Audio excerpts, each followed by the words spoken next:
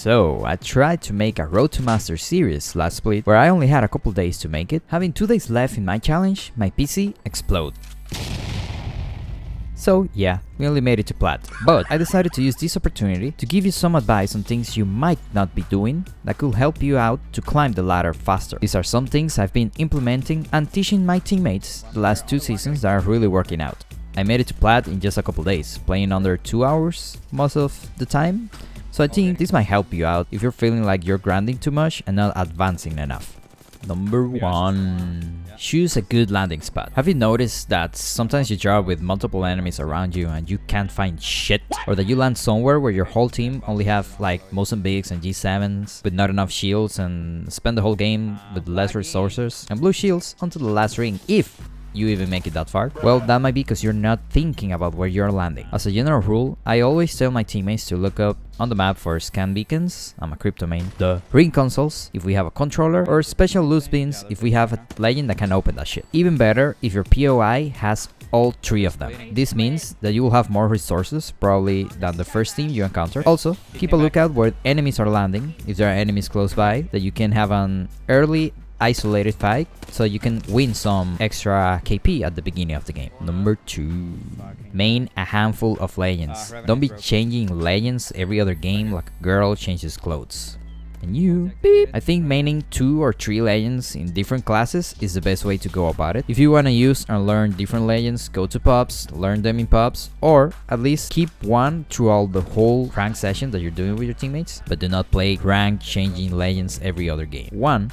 You will never use the legend to its fullest potential, so you might be hindering your team with bad plays or by the lack of good plays, since you don't know what you can and can't do with the legend you're using. And 2, your teammates won't get used to a comp and won't know what to ask of you in fights. Or they might be getting confused by your abilities or footsteps and stuff like that. And before you say, "Oh, but I see a legend they're choosing and I know what they're using, so I don't care." Shut up, you're ugly and you're very wrong. This happens even to pro players, where somebody changes legends for a game and they start being confused.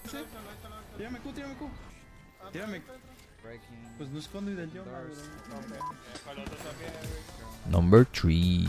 Play your role. This is one of the most important things that I see hold players back a lot, and from time to time this happens even to me. So this means if you're playing anchor, or you're the one holding the spot that your team need to be in the next ring or for the next fight, for the love of God, do not leave it to go and try to frag out. And the same goes for if you're the fragger or you're the one who normally plays close range, high burst, damage weapons. What are you doing behind, not looking for a play on the team you're trying to face, shooting back with your PK from 50 meters across? Sitting back won't help you advance on the enemies you're trying to fight, so look for an opening, try to make a move safely and turn back to your anchor or spot where you were. This could be the difference between losing or winning a game, and this point connects with the next one, which is positioning over everything else. Have you ever heard the term God spot? If not, that's literally the best place to be for the last fight in Apex. It's a position that gives you an advantage on everyone else on the map, normally a really unfair advantage if we're talking about like having a straight up 3v3. You gotta always be on the lookout for what's the best position to be in before you start a fight, if you can. But this is not only for the last fight, this goes for every fight. Remember,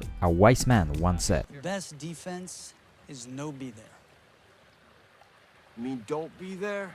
Which in Apex roughly translate to head glitch, jiggle peaks, or at least having some sort of cover so that you don't get one clip by a little Jimmy on controller over there. Even if you don't knock somebody out, if you're damaging the enemy more than they are damaging you, you are winning the engagement. So try to keep this in mind for the next time you engage with an enemy. Having a railing going above a roof, or a box, having a sidewall, or even a tree in front of you might be the difference between winning or losing the fight or even the game. Those are 4 things that you have to start doing if you want to climb up in rank faster. In my opinion, with enough time playing rank, you will rank up. It's just a matter of consistency. But you definitely can make it faster if you implement these things and if you are smart about it. If you enjoyed this video, you might enjoy this one, where I literally have the God spot with my teammates for like 3 different games. It was amazing. Alright, Anks out.